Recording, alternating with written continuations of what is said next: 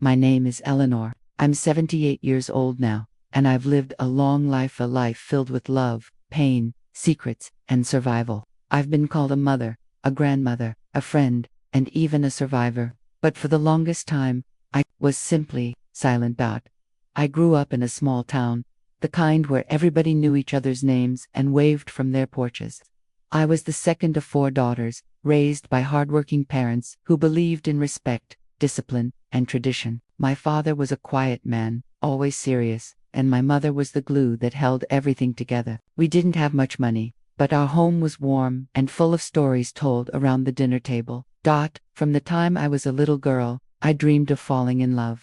I used to watch the old black and white movies on TV and imagine myself in those grand love stories, the kind where the man would fight for the woman, sweep her off her feet, and carry her into a better life. I didn't dream of being rich or famous. I just wanted to be loved, truly loved. At church, the older women would say, "Find a man who works hard, doesn't drink too much, and puts family first." That was the formula. That was what we were told would keep us safe, make us happy. So I listened. I watched. And when I met Thomas, I thought I had struck gold. Thomas was tall, with dark hair and a smile that could light up a room. He wasn't loud or flashy. He was calm, confident, and respectful. He held doors open, complimented my cooking, and looked into my eyes when we talked.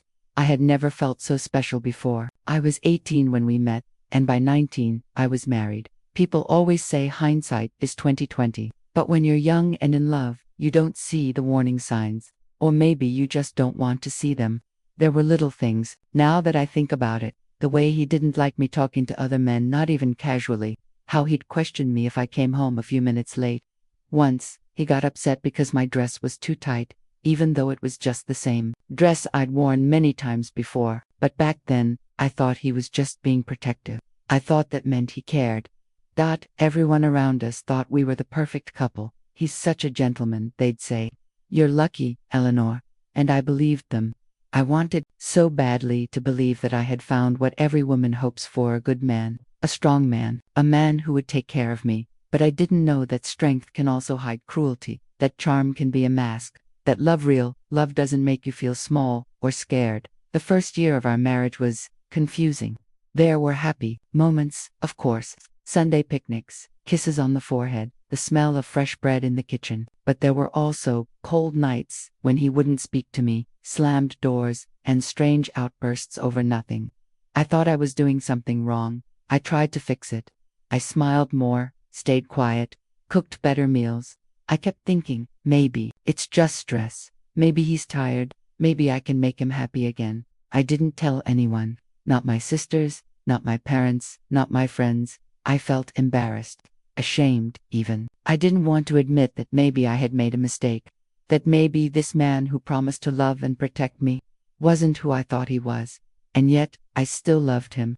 I clung to the version of him that I fell in love with, the version I believed was still somewhere inside, just buried beneath work pressure or bad moods. I told myself, everyone has flaws. I was raised to believe that marriage was forever, and that women were supposed to be patient, to endure, to make a house, a home, even if it meant sacrificing pieces of ourselves. I didn't know it then, but that was the beginning of a long, painful chapter in my life. I'm sharing this now, after so many years, because I know there's someone out there, maybe a woman much younger than me, maybe someone my own age, who needs to hear it, who needs to know they are not alone, that it's not their fault, that silence does not protect you.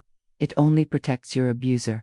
This is my story, and I'm finally ready to tell it. I still remember the first time I saw Thomas. I was working part-time at the bakery on Main Street, just trying to save up a little money to buy my own sewing machine. It was a warm spring afternoon, and the smell of cinnamon rolls filled the air. I had flour on my apron, my hair pulled up, and I wasn't thinking about love, not that day. But then he walked in. He wasn't like the other men in town. Most of them were loud, rowdy, always cracking jokes and making a fuss. But Thomas, he was quiet, confident, and calm. He had dark eyes that didn't just look at you, they studied you, as if he already knew something about you that you didn't know yourself. He smiled politely, ordered a loaf of rye bread, and thanked me like I had handed him a treasure. And just like that, he kept coming back. every Tuesday and Thursday, always with a small compliment. You have a kind smile. You look nice in blue. I was flattered, of course, but also cautious. I didn't have much experience with men, and my father always warned us girls to be careful. A smooth talker can sweeten your tea and poison it at the same time. He used to say, But Thomas didn't seem like a smooth talker. He was respectful, attentive, and never pushed too far. He started walking me home from the bakery after my shift. We'd talk about everything: music, books, family. I told him about my dream of becoming a dressmaker. He told me about his job at the lumber yard, and how he wanted to build his own house one day. I fell for him slowly, like rain soaking into the ground. Not all at once, but deeply. My friends were jealous, in that playful way girls are at that age. Eleanor, he's so handsome, he's got those eyes. My friend Rose would giggle, and it was true. Thomas was very easy on the eyes, but more than that, he made me feel seen, like I mattered, like I was special. It wasn't long before he asked to meet my parents. My father was impressed with how mature Thomas seemed. For a man in his 20s, my mother said he reminded her of a young Gregory Pectel, gentlemanly and polite. That was all the approval I needed.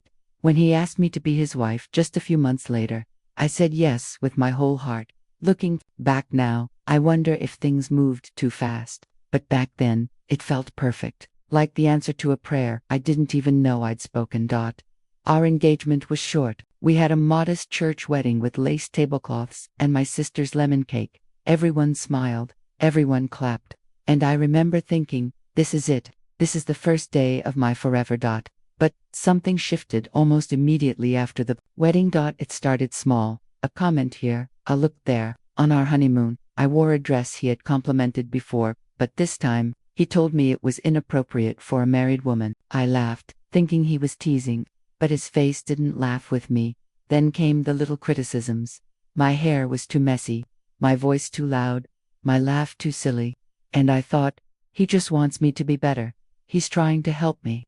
After all, isn't that what a good husband does? The first real sign of control came when he told me he didn't want me working at the bakery anymore. A wife should be at home, he said. You don't need to earn money. That's my job now. I didn't argue. I thought it meant he wanted to take care of me, that he was proud to provide. But soon, I started noticing other things. He didn't like me spending time with my friends unless he was there. He made me feel guilty for visiting my parents too often. He'd say things like, they don't know what's best for you. I do. And again, I listened. I believed him. Didn't know, at the time, that love isn't supposed to feel like a cage, that the man I had fallen in love with was already disappearing and being replaced by someone who needed power more than partnership. Still, I clung to the memories of the man who smiled at me in the bakery. I told myself, he's just stressed. It'll pass. Every marriage has its rough patches. I didn't realize I had already begun to lose pieces of myself, and this was only the beginning. It's strange, looking back, how clearly I can see the signs now. They were there all along, those tiny little red flags waving quietly in the background. But when you're in love, really in love, your heart has a way of painting over those warnings with soft, pretty colors. You call it passion. You call it care. You call it anything but what it truly is. After we got married, I expected things to settle. I thought we'd fall into a rhythm: morning, kisses, shared meals, evening walks like we did while dating. But the tone changed almost immediately. The honeymoon sweetness began to sour, slowly and subtly. The first time I noticed something was wrong was over something silly: a burned roast. I had been trying out a recipe from a magazine, wanting to impress him. The oven ran hotter than I thought, and when I served it, the edges were blackened. I laughed it off, expecting him to laugh, too, but instead, his face tightened. He didn't say a word through dinner. He just stared at his plate, ate in silence, and when he finished, he stood up, tossed his napkin, and said, "Next time, don't try to act like you're someone you're not." I felt the sting in my chest before I even understood what he meant. That night, he didn't speak to me at all. He went to bed early, leaving me alone in the kitchen, staring at the cold leftovers. I told myself, he's tired, embarrassed. He didn't mean it. Another time he got angry because I left the porch light on, said it was wasting electricity, and disrespectful to his rules. I remember standing there, confused, while he scolded me like a child. It wasn't about the light, it was about control. I see that now. But then, I just wanted to make peace. It wasn't all bad, of course. That's what made it so confusing. He'd say cruel things, give me cold silences, then bring me flowers. The next day, a kiss on the forehead. A murmured sorry that didn't really sound like an apology. You know, I just want the best for you, he'd say. I don't want people laughing at us. I want you to be better. So I tried. I stopped wearing dresses he didn't like. I avoided talking to other men in public. I stopped going to the bakery, even just to visit. I gave up the things I loved because I thought that would make him love me more, but it never did. One night, we were at a friend's house for dinner. I laughed at a joke someone told Dan, innocent, harmless joke, and when we got home, he grabbed my arm just a little too hard. He didn't leave a mark, but his grip was cold and full of warning. I don't like you acting like some foolish girl, he whispered through clenched teeth. You're my wife. Act like it. I nodded. I didn't say a word. That was the moment I learned to silence my own joy to avoid upsetting him. Sometimes, it wasn't words or hands, it was just the way he looked at me, disapproving, disgusted, like I had failed some invisible test, and I'd spend the rest of the day trying to guess what I had done wrong, trying to fix it before it got worse. My family didn't know. My friends didn't suspect. I had learned how to smile in public, how to pretend everything was fine. When people asked how married life was, I'd say, it's good. He's just a little old-fashioned, that's all. And they'd nod, as if that explained everything. But inside, I was shrinking. I started keeping a journal. Not one filled with dreams or recipes like before, but one where I tracked his moods. If he was quiet, I wrote it down. If he was angry, I wrote what triggered it. I thought if I could just crack the code, if I could figure out the formula, I could avoid the explosions. But no matter how carefully I walked, I always stepped on a landmine. The red flags kept waving, and I kept folding them into handkerchiefs and stuffing them in drawers, because I was too afraid to ask myself the real question. What if this wasn't love? What if this was something much darker? I wasn't ready to answer that question. Not yet. So I stayed. And I told myself stories where he loved me, where things would get better, where I just needed to be more patient, more obedient, more perfect. But I would learn soon enough that no amount of perfection can fix a man who needs to break someone else to feel whole. If I could go back and speak to the girl I was on my wedding day, I think I would hold her face in my hands and say, sweetheart, be careful. Not everything that sparkles is gold, and not everyone who says I love you means it in the way you deserve. But I couldn't go back, and I didn't know what was coming. Our wedding was simple, but beautiful. White roses, soft music in the church, and my mother dabbing tears from her cheeks with a handkerchief she had embroidered herself. Thomas looked dashing in his navy suit. He smiled at me as I walked down the aisle, and I remember feeling like the luckiest woman alive. Everyone said we looked like a perfect match, but the truth is, the moment we said our vows, something inside him shifted. On the night of our wedding, I expected tenderness, I expected laughter, and maybe a clumsy dance in our tiny rented room. Instead, he was quiet, not cold, but distant. He drank a little too much champagne and complained about the food. Then he made a comment about how my dress wasn't as flattering as he thought it would be. I laughed nervously. I thought maybe he was just tired. We had both had a long day, after all, but it didn't stop there. We moved into a small house he had rented on the outskirts of town. I was excited to make it ours to hang curtains, bake bread, fill the walls with photos of our new life. But Thomas wasn't interested in decorating. He didn't like when I played music in the mornings, said it gave him a headache. He didn't want visitors either. We're newlyweds, he said. We don't need anyone else but each other. At first, that sounded romantic, but it wasn't long before I realized what he really meant was, he didn't want anyone around to witness what was happening behind closed doors. The first time he hit me, it wasn't with a fist. It was with words. He called me useless, because I had forgotten to iron one of his shirts. What kind of wife doesn't take care of her husband? He snapped. I stood there, frozen. His voice had never sounded so sharp. And when I tried to explain, to apologize, he slammed the ironing board to the floor. The sound of it crashing echoed in my chest for hours. I cried in the bathroom that night, quietly, so he wouldn't hear. A week later, he pushed me. It was in the kitchen. I had burned the eggs. Again, something so small, so meaningless. He shoved me backward, and I hit my hip on the counter. He didn't even look surprised, just walked away like it was nothing. But later, he came to me, apologized, brought flowers. I didn't mean to, he said. I just get so frustrated sometimes. You know how much I love you, right?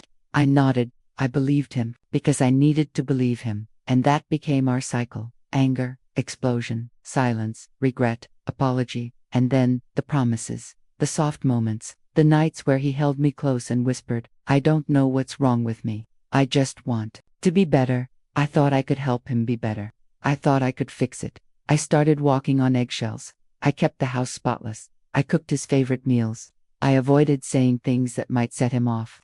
But no matter what I did, it was never enough. The rules kept changing. One day, he liked my dress. The next, it made me look cheap. One day, he wanted to make love. The next, he said I was cold and distant.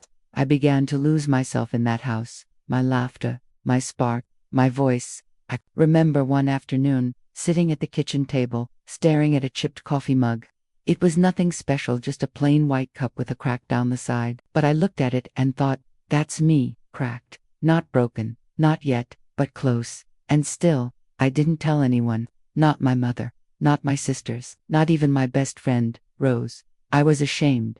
Ashamed that I had chosen a man who could treat me this way. Ashamed that I had stayed. Ashamed that the strong, bright girl I used to be had become a shadow who flinched at sudden noises and apologized for everything. But there's one thing I want anyone listening to this to understand. Abuse doesn't start with black eyes or broken bones. It starts with control, with silence, with fear that creeps in slowly until it owns every corner of your life. I wasn't ready to leave yet. I still thought love could fix it, but love was never the problem. He was. If you've never lived it, it's hard to understand. People ask, why didn't you leave? Or why did you stay so long? As if the answer were simple, as if love, fear, shame, and survival could be explained in a single sentence. But it's not that simple. Abuse isn't a straight line, it's a cycle. And when you're inside that cycle, it becomes your whole world. After the first few months of our marriage, I learned to recognize the stages. It always started the same way. Something would set him off. A meal to cold, a misplaced word, a laugh he didn't like. Then the explosion, yelling, slamming things, sometimes a shove or a slap. Then came the silence, cold, sharp, like winter air in a room with no heat. And then, the sweetness, the flowers, the soft apologies, the promises. I don't know what comes over me. I love you more than anything, Eleanor. You make me feel safe. That's why I get scared of losing you. It's not you, it's me. And I would believe him. Not because I was foolish, but because I was hopeful. Because when someone you love looks at you with teary eyes and begs for forgiveness, a part of you wants to believe they can change. That they mean it this time. I'd clean up the broken dishes. I'd wipe the tears from my cheeks and tell myself, this is the last time. It won't happen again. But it always did. Sometimes, weeks would go by with no violence. He'd be sweet, attentive, even romantic. We'd go for walks. He'd kiss my hand. I'd start to believe, again, maybe this is who he really is. Maybe the bad parts are just his wounds. Maybe I'm the only one who can help him heal. But the storm always came back. I lived on edge, constantly reading the temperature of the room like it was my job to control the weather. I could tell how his day had gone by the way he closed the door. If he dropped his keys too hard, I knew I had to tread lightly. If he sighed before taking off his shoes, I'd brace myself. That the tension never truly left the house. And still, I forgave. Forgiveness, for me, became a survival tactic. If I forgave quickly, if I smiled, if I stayed calm, I could shorten the time between the explosion and the apology. I believed that my softness could extinguish his fire. But instead, I was burning. He would say things that cut deep. You're lucky I even stay with you. No one else would want you. You're nothing without me. And somehow, I started to believe him. Little by little, I forgot who I had been before him. The girl who had dreams, who laughed with her mouth wide open, who sang while baking. She was fading. And in her place was someone, smaller, quieter, careful. What made it worse was that the outside world still saw the man I fell in love with. He was charming in public, always opening doors, always polite. People adored him. They thought I was the lucky one. They didn't see how different he was behind the walls of our home. I remember once confiding in a neighbor, just barely. I mentioned he had a bad temper. She laughed and said, "All men do, sweetheart. That's marriage." And just like that, I swallowed the truth again. The cycle of abuse thrives in silence. There was also the guilt. I felt guilty for staying, but also guilty for even thinking about leaving. He had never sent me to the hospital. He had never broken a bone. And I told myself, some women have it worse. I should be grateful it's not worse. That's how the cycle traps you. It convinces you that your pain doesn't count, that your suffering isn't valid because it's not severe enough. But pain is pain. Fear is fear, and love should never make you afraid. Looking back, I wish I had known that forgiveness should be a gift, not a weapon used against you. He used my capacity to forgive as a tool to keep me chained. Every "I'm sorry" wasn't an end, it was a reset, a new round of the same awful game, and I kept playing, because I was afraid, because I still loved him, because I didn't know who I was without him, because I thought being a wife meant enduring. But deep down, something was changing in me. A quiet voice, a whisper, a thought I barely let myself say out loud. This isn't love. This is not how it's supposed to be. I wasn't ready to leave yet, but I was starting to wake up, starting to see the cracks in the story I had told myself for so long, and eventually, that whisper would grow loud enough to become a scream. The first time I thought seriously about leaving him, it was after a terrible night. He had come home angry about work, about money, about something I had no control over. I had made dinner, lit a candle even, hoping it would calm him. But the moment he walked in, I knew I had misjudged everything. He didn't speak at first. He walked past me like I was furniture. He poured himself a drink, sat down, and turned on the radio loud. I asked gently if he was okay, and before I knew it, he threw the glass against the wall. Shards of it scattered across the floor like glittering ice, and then he said the one thing that made my heart stop. "You're the reason my life is miserable." That night, he didn't hit me, but his words did, harder than any slap. I slept in the guest room, fully dressed, clutching my old purse under the pillow. I kept thinking, if he comes back, if he opens that door, I have to be ready. But he never did. The silence was worse than yelling. The next morning, something in me broke, or maybe something finally clicked into place. I couldn't do it anymore. I couldn't live one more day holding my breath in my own home. I couldn't keep pretending that love could survive inside a war zone. So I packed a small bag, a change of clothes, my photo album, a book of prayers. I took the money I had been hiding, just $37, and walked out the door while he was still asleep. I walked all the way to my parents' house. I was shaking by the time I got there, but I felt something I hadn't felt in a long time: relief. I knocked on the door. My mother answered.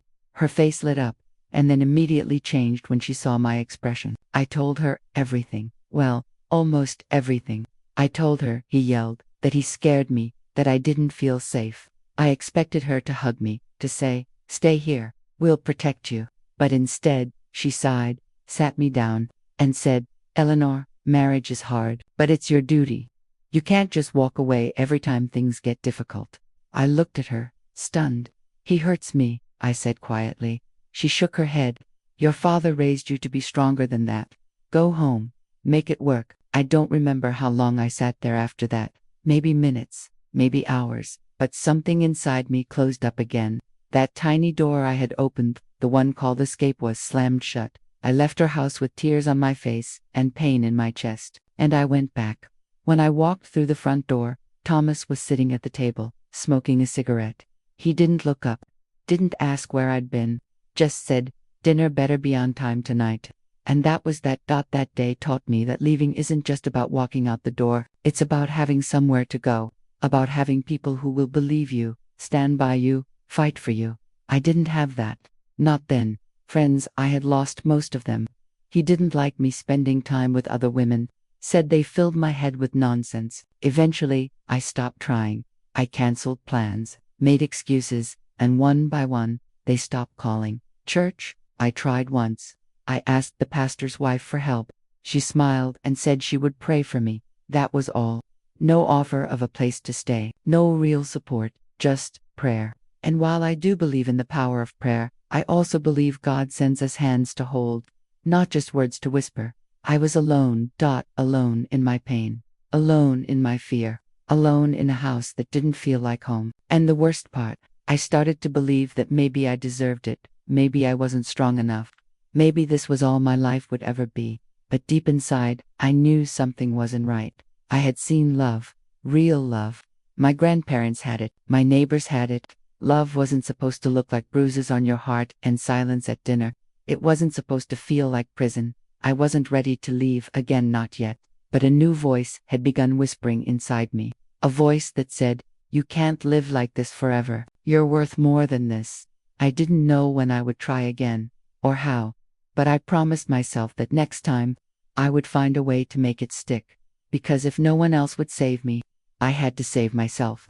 After I returned home that day, something inside me changed, but not in the way I had hoped. I didn't come back stronger. I didn't come back ready to fight. I came back quieter. There was a moment, standing in my kitchen again, when I looked at the yellow curtain above the sink, the one I had sewn with tiny daisies stitched into the hem, and thought, I used to love this place. I used to feel safe here. But now, it felt like a trap, a beautiful little cage where I smiled just enough to avoid suspicion. Thomas didn't say much about my short disappearance. He acted like it never happened. But I knew better. He had won something that day. He had seen that I had nowhere else to go, that no one would help me, that even my own family sent me back. And from that moment on, he stopped pretending. The insults became constant. "You're lucky I even come home to you. You're a pathetic excuse for a wife. No wonder your own mother didn't want you staying with her." Sometimes it was his voice that bruised me. Other times it was his hands. The first time he slapped me across the face, I didn't cry. I just stood there, blinking. He had knocked the dish towel out of my hand, and it landed on the floor like a white flag. He looked at me, his chest rising and falling, waiting for a reaction. But I gave him nothing, not a tear, not a word. That was my way of surviving. From then on, the violence was no longer occasional, it was routine. If dinner wasn't ready, on time, if the floor wasn't spotless, if I looked too tired, if I didn't look grateful enough, I learned how to hide the bruises. A little makeup, a scarf, long sleeves, even in the summer. People in town didn't ask questions. They saw what they wanted to see. A quiet wife, a successful husband, a house with roses blooming outside.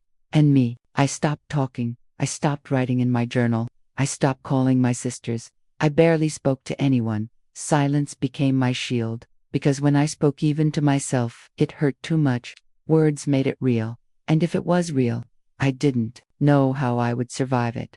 I became so good at hiding that I almost forgot what truth felt like. I'd look at myself in the mirror and see a woman I didn't recognize, pale, thin, tired. Her eyes had no spark. Her smile didn't reach the corners of her mouth. She was a ghost in her own life. I started waking up in the middle of the night with panic in my chest, like a weight pressing down on me. I'd sit up in bed, quietly catching my breath, listening to his soft snores beside me, and wonder, is this it? Is this all I'll ever know? One night, I heard a noise outside, just the wind, I think, and I found myself praying that someone had come to take me away. A stranger, a friend, even death. I just wanted out. But the next morning, I put on the coffee like always, made his eggs, smiled, and said nothing. The worst part of abuse, I've learned, isn't the pain. It's the way it erodes your sense of self. You stop believing you deserve kindness. You start to think you were made for suffering. That love always hurts. But that's not true. That's the lie they feed you, so you'll stay. Still, I stayed, day after day, week after week, year after year. The fear became so familiar that it felt like home. I used to believe that my silence protected me. That if I didn't challenge him, if I didn't speak up, maybe he wouldn't get worse. But the truth is, my silence only made him bolder. It gave him permission. It told him, she won't fight back. She has nowhere else to go. And he was right, until the day he wasn't. But that day was still far off. And for now, I kept the silence. I wore it like a second skin. Because it was the only thing I knew how to do. Until something happened that would shatter that silence forever. For years, I thought I was protecting them. That's what I told myself every time I wiped the blood off my lip before they got home from school. Every time I put on a smile and tucked them into bed as if everything was okay. Every time I locked the bathroom door and cried into a towel so they wouldn't hear. I thought that if I could just keep them shielded from his rage, if I could carry all the pain myself, they would grow up safe, untouched by the ugliness. But pain has a way of leaking through even the tightest cracks. And children, no matter how small, feel everything. At first, they didn't say anything. They were just quieter around him. My oldest, Daniel, became overly polite. Yes, sir. No, sir. He never made eye contact with his father, and always sat perfectly still at the dinner table. My daughter, little Sarah, used to sing while playing with her dolls. One day, she just stopped. But I still believed I was doing the right thing by staying. I told myself, they need a father, a whole family, a roof over their heads. I thought the damage I endured was worth the stability I could give them, until the day they saw it all for themselves. It was a Sunday morning, the kind that used to bring me peace. I had made pancakes. The sun was shining through the kitchen window. It should have been a calm day, a good day, but Thomas was already in a bad mood. He didn't like the way the syrup bottle was placed on the table. That's how it began. Something so small, so meaningless. He asked me to move it. I did. He said I wasn't listening. I apologized. Then he stood up, and the room shifted. I felt it. That terrible stillness that comes right before a storm. He slapped the plate off the table. Pancakes flew to the floor. The syrup bottle shattered. The kids froze, their eyes wide. I told them to go to their rooms. I begged them. But Thomas grabbed me by the wrist before I could even move. He dragged me by the arm, yelling that I was embarrassing, stupid, worthless. The words blurred together in my ears. Then he shoved me. I fell into the wall hard, and that's when I heard it. Sarah's voice. She screamed, "Stop hurting Mommy." It was the first time she'd ever raised her voice. The first time she'd seen it, really seen it. Her little face was red, her eyes full of tears. Daniel stood behind her, fists clenched, shaking like a leaf. Thomas froze. He looked at them, and something passed over his face. Shame, maybe, or anger at being caught. He stormed out of the house without another word. I was left on the floor, my arm throbbing, syrup dripping down the wall, and my babies staring at me like I was someone they didn't recognize. I tried to smile. "It's okay," I said. "Mommy's okay." But I wasn't. That moment broke something in me. Not just the illusion that I could protect them, but the illusion that staying was the right choice.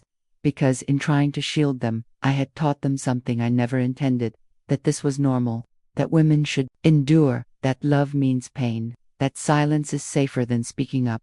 I held Sarah and Daniel in my arms for what felt like hours. We cried together. No more pretending, no more hiding. That night, after they were asleep, I sat alone in the kitchen and stared at the broken syrup bottle. I knew something had to change. He came home late, as if nothing had happened. Apologized with that same tired tone. I lost my temper. I'm under stress. He even knelt down and said he would try harder. But this time, I wasn't listening. Not really, because my children had seen me fall, and I couldn't let them grow up thinking that was what love looked like. I didn't have a plan yet. I didn't know how or when. But I made a promise to myself that Nitai will not let them watch me be destroyed. I would find a way to leave, not just for me, but for them, for their future, because nothing, not fear, not shame, not the lack of support could ever be more dangerous than letting the cycle continue through their lives. They had seen enough, and now, it was time for them to see me stand. Once I saw the fear in my children's eyes, I knew I couldn't wait for things to get better. I had waited long enough. Years of bruises, silence, and pretending had done nothing but tear me apart from the inside. I had to leave, but this time, I had to be smart. This time, I couldn't come back. I knew Thomas wouldn't let me go easily. He was too controlling, too proud. I had seen what happened when I challenged him. If I just walked out the door, I might not make it out alive. So I began planning quietly, carefully, like someone preparing for war. I started by gathering information. I found a small, battered library book on domestic abuse hidden in a corner of the shelf. It talked about exit plans, about preparing documents, securing funds, and telling only people you trust. I copied notes in tiny handwriting and hid them inside the lining of my sewing box. No one ever looked there. Money was the next challenge. He controlled every cent. I wasn't allowed a bank account or credit card, but he never noticed the change in his coat pockets. So every week, when I did laundry, I started collecting small coins and dollar bills. I folded them and hid them in an old canister in the pantry behind a bag of rice. It wasn't much, but it was a start. Next came the documents. I gathered birth certificates, our marriage license, even my children's immunization records. I waited until he was away fishing one Saturday, and I tucked them inside a manila envelope, wrapping it in a dish towel and hiding it behind a loose panel in the closet. I also began talking to a woman from church, an older woman named Mabel who had always been kind to me. I didn't tell her everything, but I told her enough. Her eyes didn't blink with judgment like others. She just nodded and squeezed my hand. A few days later, she handed me the address of a women's shelter in the next town over. "When you're ready," she whispered. I clung to that piece of paper like it was a life raft. I also started testing my escape routes. I'd take small walks with the children under the guise of going to the park, but really, I was timing how long it would take to get to the bus stop. I learned the schedule. I knew the driver's name. I even practiced carrying a heavy bag, just to see if I could make the trip quickly if I had to. But the hardest part was keeping it all inside.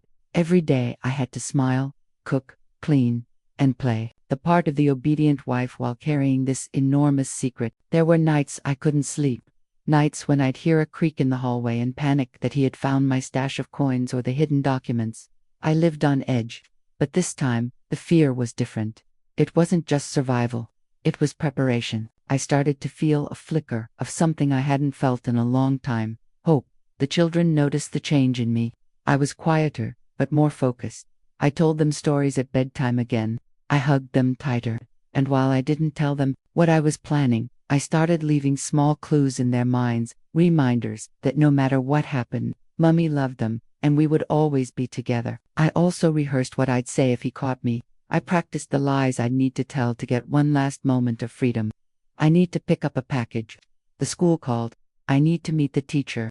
I knew I had to be convincing, just long enough to get out of the house. The truth is, I wasn't just planning to escape. I was preparing to be reborn, to reclaim the woman I had once been, the mother I wanted to be, the human being I had been forced to bury beneath layers of fear. And all the while, I prayed, not just for safety but for courage, for strength, for the right moment, because when you're escaping a cage, timing is everything. I knew it would come. I could feel it. The air was shifting. Something deep inside me was waking up. I didn't feel weak anymore. I felt ready. And when that moment arrived, I promised myself I wouldn't look back. I woke up before the sun that morning. The house was still. No footsteps, no television, no slamming doors, just the soft hum of the refrigerator and the sound of my heart pounding in my chest. It was time. I had gone over every detail in my head for weeks, rehearsed each step like a soldier preparing for battle. I had packed a small bag the night before and hid it behind the couch. Inside were only the essentials: clothes for the children, our documents, a few sandwiches, and the little envelope filled with coins I had been collecting for months. I had $36.40. It wasn't much, but it was freedom. Thomas was still asleep. I could hear his snoring from down the hall, deep and steady. I stood in the doorway of our bedroom for a moment, just watching him. The man I had once loved, the man who had broken me, the father of my children. I felt nothing, no fear, no sadness, just silence. I turned away. I dressed the children quietly. Daniel, who was 8, didn't ask questions. He just looked at me with those knowing eyes and helped Sarah with her shoes. They sensed it. Children always do. I told them we were going on a special trip. I didn't say more. I couldn't. My voice would have cracked. And I couldn't afford to fall apart, not yet. The bus station was 2 miles away. We walked quickly, cutting through side streets, avoiding neighbors. I kept checking over my shoulder. Every sound made me jump. Every passing car made my heart stop. I felt like a fugitive, like a mother stealing her own children. But we made it. The bus was already there, engine running, steam curling from the exhaust. I handed the driver my coins with shaking hands and told him we needed 2 tickets to Millertown, the town with the shelter Mabel had told me about. He didn't ask questions, just nodded and handed me 2 paper stubs. We sat at the back of the bus. The children pressed their faces against the window. I held their hands tight, my eyes fixed on the road ahead, and then the bus pulled away. I watched our street disappear, watched the trees blur by, watched the town I had called home for so long shrink into the distance. I thought I would cry, but I didn't. I felt something rise inside me, something I hadn't felt in years. Peace. For the first time in forever, I wasn't afraid. I wasn't waiting for yelling, or fists or insults. I was free. We arrived in Millertown by midday. I walked with the children to the shelter on old brick building with peeling paint and flowers in the windows. It wasn't much, but to me, it looked like a palace. A kind woman named Joyce greeted us. She didn't ask for details, just opened the door and said, "Come in, honey, you're safe here." I broke down then, right there on the welcome mat. I sank to my knees and sobbed like a child. Joyce knelt beside me and held me without saying a word. She didn't have to. She understood. They gave us a small room with 2 beds, clean sheets, and a nightlight for Sarah. That night, I tucked them in and sat by the window, staring at the moon. I didn't know what tomorrow would bring. I had no job, no car, no idea how we'd survive. But I knew we would, because we were out, we were safe. And that was everything. Thomas didn't find us, not at first. The shelter had rules. No one could know our location. I had changed my phone number, told no one but Mabel where we were. I lived quietly, carefully, always watching, but I never doubted my decision. Leaving wasn't the end of my story. In many ways, it was just the beginning. I started to breathe again, to laugh. I got a part-time job at a diner washing dishes. It wasn't glamorous, but it was mine. I earned every penny. I opened a bank account. I bought Sarah a new pair of shoes. I taught Daniel how to ride a bike. I even started sewing again. That little by little, I became myself again. The woman I had buried so deep, she was still there. Bruised, yes, scarred, definitely, but alive, and most importantly, free. Starting over sounds so simple until it becomes your reality. People think the hard part is leaving, and in many ways, it is. But what they don't tell you is that the hardest part comes after. When the adrenaline fades, when the silence returns, when you're left sitting in a strange bed with your children asleep beside you and your whole world suddenly blank. I had escaped. I had taken my children and run, but now what? At first everything felt surreal. I remember staring at my hands and thinking, these hands are free now. They don't shake anymore when I cook. They don't flinch when someone closes a door. And yet, they felt so foreign to me. Who was I without him? For so long, I had been someone's wife, someone's victim, someone who bent to survive. I had lost myself in that house, in that pain, and now, with no one yelling at me, no one threatening me, I didn't recognize the quiet. But life, even in its most broken state, has a way of moving forward. The women at the shelter became my sisters. They had their own stories, some darker than mine, some eerily similar. We shared tears, late-night conversations, and quiet strength. I learned how to trust again, how to speak without fear, how to listen without judgment. One of the counselors there, Miss Annie, handed me a small mirror during one of our sessions. She said, "Look at her, she's still in there." And I did. I looked at myself, really looked for the first time in years. My face was older, my eyes were tired, but there was something in them, a flicker, a flame that hadn't gone out. I got a job washing dishes at a local diner. It wasn't glamorous, but it gave me purpose, a reason to get up. I'd come home with wet shoes and aching feet, but I'd feel proud, because I was earning something, on my own. The kids started school. At first, they were quiet, watchful, but over time, I saw them open up. Daniel joined a reading group. Sarah made a friend named Lily and came home one day with glitter in her hair. That night, when she laughed out loud during dinner, I cried. It was working. We were healing. There were setbacks, of course. Nights when I woke up in a panic, thinking I heard his footsteps. Mornings when the shame crept in like fog. How did I let it go on for so long? Why didn't I leave sooner? But Miss Annie always reminded me, you didn't fail, Eleanor. You survived. Little by little, I started to dream again. I signed up for sewing classes at the community center. I hadn't touched a machine in years, but once I did, it all came back. The hum of the needle, the feel of fabric between my fingers. I made a dress for Sarah's 7th birthday, and the way she twirled in it, I'll never forget. Eventually, I started taking in small tailoring jobs, fixing hems, replacing buttons. Before long, I had my own little setup at home, nothing big, just a corner in our tiny apartment, but it was mine. I was building a life, one stitch at a time. I even started talking to my family again. My sister June reached out. She said she'd heard whispers, and she was sorry she hadn't seen the signs. I didn't know if I was ready to forgive, not right away, but we talked, slowly, carefully. Sometimes healing starts with just being heard. I learned to laugh again. Not the forced laugh I used to wear like armor, but a real laugh. The kind that bubbles up from your chest and surprises you. I laughed with the other women, with my children, sometimes even at myself. That's how I knew I was coming back. The journey wasn't fast, and it wasn't clean.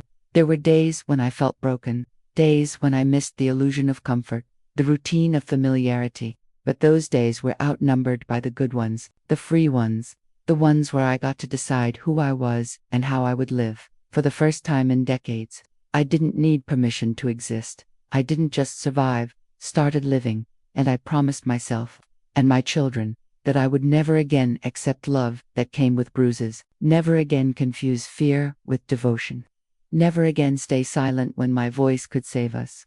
I had lost so much, but I had found something greater. Me asterisk, I never thought I'd be here 78 years old, sitting in a quiet house telling a story I once swore I would never speak aloud. For decades, I kept my pain buried under smiles, routines, and silence. But now I speak, not because I want pity, not because I need attention. I speak because silence is what kept me trapped, and I will never let it win again. I speak because I know someone is listening. Maybe it's a young woman who's just starting to see the cracks in her relationship. Maybe it's an older woman who has carried this pain for years, thinking it's too late to change. Or maybe it's a daughter or a granddaughter, wondering why grandma always flinches when someone raises their voice. Whoever you are, this is for you. I survived, not because I was strong every day, but because I had moments of courage that carried me through the fear.